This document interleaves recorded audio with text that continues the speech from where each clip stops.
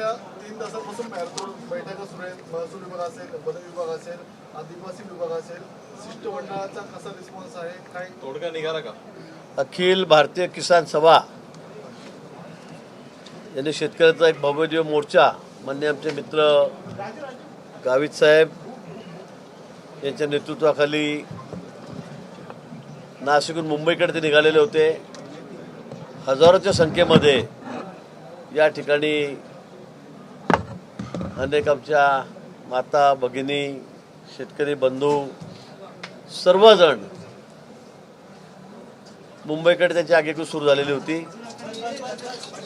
ते नाशिकहून नंतर ते इगतपुरीला आलेत. काल मी इगतपुरी रात्री जाऊन 9 वाजता त्यांना भेटलो आणि त्यांना या ठिकाणी चर्चेसाठी आमंत्रित केलेलं होतं. आदिवासी समाजातील जे शेतकरी आहेत, शेतमजूर आहेत, विद्यार्थी आहेत, सगळ्यांच्या बाबतीमध्ये शैक्षणिक असतील, सगळ्या बाबतीमध्ये त्यांच्या अडचणी होत्या, त्यांच्या काही मागण्या होत्या आणि त्या संदर्भात ते मोर्चा करून या ठिकाणी निघालेले होते. पण एवढ्या मोठ्या प्रमाणामध्ये आदिवासी बांधवांनी, शेतकऱ्यांनी मुंबईमध्ये यावं, इतक्या लांब चालत यावं, हे काही आम्हाला योग्य वाटत नव्हतं आणि म्हणून मी त्यांच्याशी पहिल्या दिवसापासून संपर्कात होतो. काल आमची बैठक झाली दुपारी 11-12 वाजता.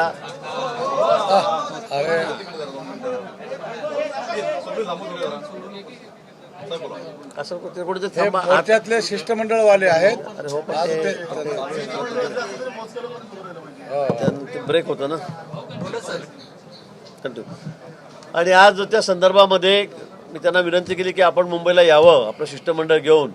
या ठिकाणी कॉम्रेड ढवळे साहेब आलेत, नवले साहेब आलेत, अजून निटकोळे साहेब आलेत, आमदार साहेब आलेत आणि त्यांचे सगळे सहकारी, त्यांचे 10 जणांची टीम, 11 जणांची टीम या ठिकाणी आलीत आणि त्यांचे जे जे प्रश्न होते, विशेष करून आदिवासी खात्याच्या संबंधित होते, महसूल खात्याच्या संदर्भात होते, शिक्षण खात्याच्या संदर्भामध्ये त्या ठिकाणी होते, वन खात्याच्या संदर्भात होते आणि माझ्या जलसंपदा खात्याच्या संदर्भात त्यांचे प्रश्न होते. ते सगळे प्रश्न घेऊन ते या ठिकाणी आलेत. आम्ही सर्व मंत्री, सर्व प्रधान सचिव, अधिकारी, नाशिक जिल्ह्यातले कमिशनर असतील, जिल्हाधिकारी असतील, पालघरचे जिल्हाधिकारी असतील, सर्व ऑनलाईन जोडले गेलेले होते आणि अतिशय चांगली चर्चा, पॉझिटिव्ह चर्चा, सकारात्मक चर्चा या बाबतीमध्ये झालेली आहे. एक एक विभागावाईज आम्ही या ठिकाणी चर्चा केली आणि विशेष त्याची जी मागणी होती वनपट्ट्यांच्या बाबतीमध्ये, वनपट्ट्यांच्या बाबतीत जी मागणी होती की उतार्यावर जमीन कमी आहे, शेतकऱ्यांकडे तो कसतो जास्त आहे, त्या संदर्भामध्ये एक महत्त्वाचा विषय होता. त्याच्यावर सविस्तर चर्चा झाली, चांगले निर्णय झाले. बावनकुळे साहेब या ठिकाणी होते. त्याचबरोबर शैक्षणिक खात्याच्या संदर्भामध्ये त्याची बैठक झाली, आमची चर्चा झाली. तर दादा भुसे साहेब या ठिकाणी होते. वन खात्याच्या बाबतीमध्ये नाईक साहेब स्वतः या ठिकाणी हजर होते. मी इरिगेशन खात्या संदर्भामध्ये त्याची चर्चा केली. आदिवासी मंत्री उईके साहेब हे या ठिकाणी होते आणि म्हणून अतिशय सविस्तर पॉझिटिव्ह चर्चा या ठिकाणी झालेली आहे आणि आम्ही सांगितलं की हे सगळे कामं आम्ही टाईम बाउंड करणार आहोत. गेल्या वेळीसुद्धा 12-14 मागण्या होत्या, त्यातल्या काही अर्ध्या पूर्ण झाल्यात, की राहिल्या असतील. मी जवळपास 4-5 वेळा या सगळ्या मोर्चांना सामोरं गेलेलो आहे गावित साहेबांसमोर आणि अनेक वेळेला असं होतं की काही मागण्या पूर्ण होतात, काही राहून जातात. पण यावेळी अतिशय टाईम बाउंड कार्यक्रम आम्ही आखलेला आहे, कारण शेवटी आदिवासी बांधवांना, शेतकऱ्यांना, मजुरांना, आमच्या भगिनींना, आयांना या ठिकाणी असं पायी चालत यावं हे काही आम्हाला योग्य वाटत नाही. मी कालही सांगितलं हे आम्हाला सगळं वेदनादायकच आहे आणि म्हणून आता सगळ्या विषयांवर साधेबारीक चर्चा होऊन तोडगा निघालेला आहे. सकारात्मक निर्णय सरकारने या ठिकाणी घेतलेला आहे. आपल्याला कल्पना आहे माननीय मुख्यमंत्री महोदयसुद्धा किती सकारात्मक आहेत आणि म्हणून आता बैठक संपलेली आहे. सर्व विषयाचे मिनिट तयार होतील, आम्ही त्यांना ते देणार आहोत आणि आता थोड्याच वेळात आम्ही माननीय मुख्यमंत्री महोदयांना भेटायला वर्षा बंगल्यावर जाणार आहोत. त्या ठिकाणी फक्त एक सदिच्छा भेट घेतली की हा मोर्चा संपेल, सगळे आपापल्या घरी जातील.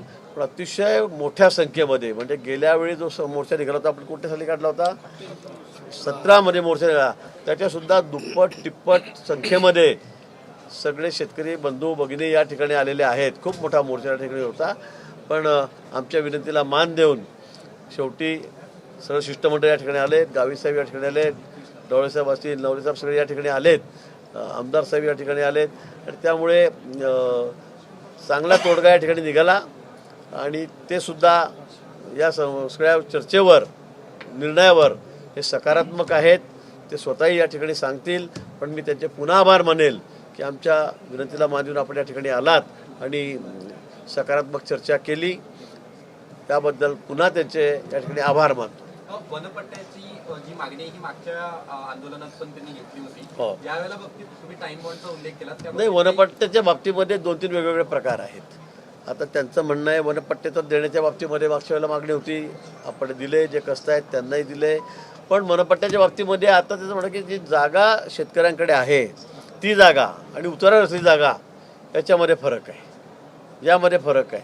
आणि म्हणून ती प्रत्यक्षात जाऊन मोजणी करून ती जी एवढी असेल तेवढी आमच्या उतारावर लागली पाहिजे. आज अतिशय चांगला निर्णय झाला.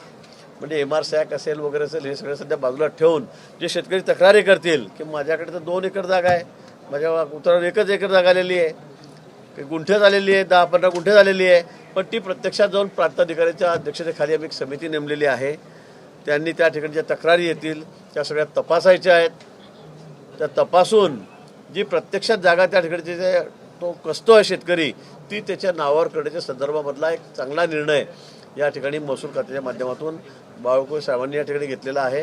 मुख्यमंत्री मोदयांनी फोनवर मी बोललो, त्यांनी त्याला मान्यता दिलेली आहे. आणि म्हणून मला वाटतं हाही प्रश्न आता निकाली निघेल. आणि या सगळ्या तक्रारी निराकरणासाठी आम्ही 3 महिन्याचा टाईम बाउंड कार्यक्रम दिलेला आहे. 3 महिन्यामध्ये सगळे आता हे प्रकरण निपटारा यांचा करायचा आहे आणि सर्वांनी मान्य केलेलं आहे. आम्ही लक्ष ठेवू. मी स्वतः आता कुंभमेळ्याच्या निमित्त नाशिकलाच असतो. मी स्वतः यामध्ये लक्ष घालणार आहे आणि या प्रश्नाचा निपटारा आम्ही आता करणार आहोत.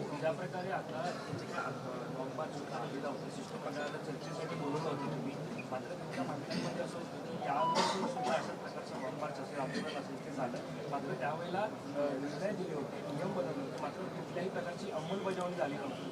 आता अशा प्रकारचं जर निर्णय दिले, 1 महिन्यांचा कालावधी सुद्धा मंडळात दिलेला आहे, त्याची अंमलबजावणी होणार आहे का? नाही, मी तेच सांगितलं की गेल्या वेळी सुद्धा 17 मध्ये मोर्चाला असेल, त्यानंतरही मोर्चाला मागण्यात असतात मोर्चा आणि अनेक प्रश्न सुटत असतात. काही प्रश्न असं असतं की कारणामुळे, टेक्निकल कारणामुळे, पाठपुराव्यामुळे, कोऑर्डिनेशन नसल्यामुळे राहून जातात. ही वस्तुस्थिती आहे. पण अनेक प्रश्न सुटतही असतात आणि मग पुढच्या वेळेला पुन्हा मग मोर्चात असतो, मागण्यात असतात. हे निरंतर चालणारी प्रक्रिया असते. आणि म्हणून मला असं वाटतं की अनेक प्रश्न सुटलेले होते, काही प्रश्न राहिलेत. आता नवीन एक प्रश्न आला होता की बाबा प्रत्यक्षात जमीन, उतार्यावरची जमीन, यातली तफावत, त्यातला मार्ग कसा काढायचा. आणि म्हणून अतिशय मला वाटतं एक सकारात्मक निर्णय या बाबतीमध्ये झाला आहे. धान खरेदीच्या बाबतीमधला एक चांगला निर्णय या ठिकाणी पुन्हा झालेला आहे. विद्यार्थ्यांच्या बाबतीमध्ये, शाळा खोल्यांच्या बाबतीमध्ये अतिशय चांगले निर्णय आणि माझ्या खात्याच्या माध्यमातूनही चांगला निर्णय. नदी जोड प्रकल्पाचा विषय आहे, शेतकऱ्यांना पाणी मिळण्याचा प्रश्न आहे. हा अतिशय सकारात्मक चर्चा त्याच्यावर झालेली आहे. त्यातून मार्गही निघालेला आहे. मला वाटतं स्वतः गावित साहेब आपल्याला या बाबतीमध्ये सांगतील. सर, ज्या पद्धतीनं ओबीसी आरक्षणाच्या बाबतीत सुप्रीम कोर्टाकडनं राज्य सरकारला आणि ओबीसी आयोगाला एक नोटीस आलेली आहे की बाकी आयोगातील अनेक मागण्या रद्द करण्याच्या बाबतीत ही नोटीस आलेली. तरी आज नाही, मला माहिती नाही. मी माहितीवर सांगितलं 3 तास इथेच बसलो होतो. मला कल्पना नाही या बाबतीत. दुसरा प्रश्न असा आहे की कालपासून जे प्रकरण गाजले का तुम्ही बाबासाहेबांचं नाव घेत नाही म्हणून तुमच्यावरती अॅट्रॉसिटी अंतर्गत दाखल करायची घटनापीठाला अर्ज दिलेला आहे. अनेक ठिकाणी सुद्धा अशा प्रकारचा प्रयत्न सुरू आहे. मला वाटतं कालपासून मी 4-5 वेळा खुलासा केला या विषयावर. आता काय प्रत्येक वेळेला काही खुलासा करण्याची मला आता आवश्यक वाटत नाही. सर, दुसरं असं आहे आंदोलन जे शिष्टमंडळ तुमची भेट घेतली सर, याच्यात नहीं, आदिवासी विभाग की तरफ से, मतलब आदिवासी हमारे जो किसान है, भाई है, बहन है, उनका बहुत बड़ा मोर्चा अखिल भारतीय किसान सभा, इनके अध्यक्ष यहाँ पर है माननीय हमारे गावित साहब है, JP गावित, उनके नेतृत्व में नासिक से मुंबई तक निकला था. बड़ी संख्या में 15,000 के ऊपर लोग, किसान भाई बहन उसमें शामिल थे और उनकी कुछ मांगे थी. जैसे 17 में भी उनका मोर्चा आया था, उसके बाद में भी और एक मोर्चा आया था और उसमें बहुत सारी बातें जो हमने मंजूर भी की थी, उसके इम्प्लीमेंटेशन भी हुआ. लेकिन अभी कुछ मुद्दे उनके पास और रह गए थे, तो उसको लेकर वो मुंबई के लिए निकले थे. लेकिन कल ही मैं रात को 9-9:30 बजे इगतपुर में मेरी उनकी मुलाकात हुई. मैं सामने जाकर उनसे मिला, उनकी मांगे जो थी वो भी समझ ली. 2-3 दिन से ऐसे तो फ़ोन के द्वारा मैं भी उनके संपर्क में था और आज मैंने उनको निमंत्रित किया था, विनती की थी कि आप मुंबई आकर, मंत्रालय में आकर, आज कैबिनेट भी थी, तो हमारे सभी मिनिस्टर जिनको मतलब इनकी जो मांगे थी, जैसे एजुकेशन की थी तो एजुकेशन मिनिस्टर, महसूल की थी तो महसूल मिनिस्टर, फॉरेस्ट डिपार्टमेंट की थी तो फॉरेस्ट डिपार्टमेंट के मिनिस्टर, और आदिवासी विभाग विशेष रूप से तो उनके भी मंत्री, और मेरे डिपार्टमेंट, तो हम 5 मिनिस्टर और हमारे प्रधान सचिव इनके साथ में, इनके शिष्टमंडल के साथ में हमने बैठक की है। मुझे लगता है बहुत पॉजिटिव बैठक और उसमें अच्छी पॉजिटिव चर्चा, सकारात्मक चर्चा इस बैठक में हुई है। जो भी उनकी मांगे थी मुझे लगता है बहुत सारी 90%, 95% हमने मान ली है। इस पर उन्होंने भी समाधान जताया है। अभी मीटिंग खत्म हुई, थोड़ी देर में हम लोग माननीय मुख्यमंत्री जी, उन्होंने कहा कि हमें मुख्यमंत्री से भी मिलना है। वर्षा पर अपने घर पर मुख्यमंत्री जी है, उन्होंने भी उनको बुलाया है। मुझे लगता है अभी जो ये मोर्चा मुंबई तक आने वाला था उसको आने की अब जरूरत नहीं पड़ेगी।